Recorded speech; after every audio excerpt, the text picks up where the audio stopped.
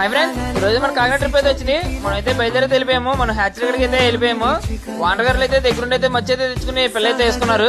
దీంట్లో Apple centre ఉందంటే మనం యాపిల్ సెంటర్ అయితే వెళ్ళాము. మీకు కనిపిస్తున్నాయి కదా, ఇవైతే పోతురీలు.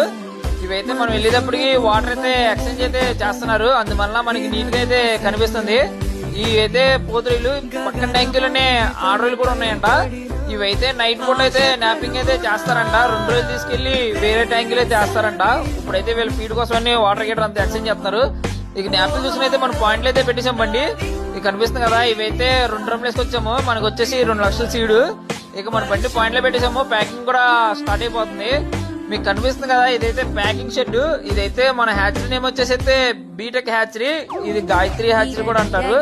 ఇది గాయత్రి హ్యాచరీ అయితే బీటెక్ హ్యాచరీ కింద అయితే మార్చారు. కనిపిస్తుంది కదా, ఈ కుర్రోడు అయితే కనుక ఆ నక్కలు అయితే వేస్తున్నాడు. ఇదైతే మనకి స్టార్టింగ్ కి 25 స్పూన్ అయితే వేయాలి కాబట్టి దాంట్లో అయితే వేస్తున్నాడు.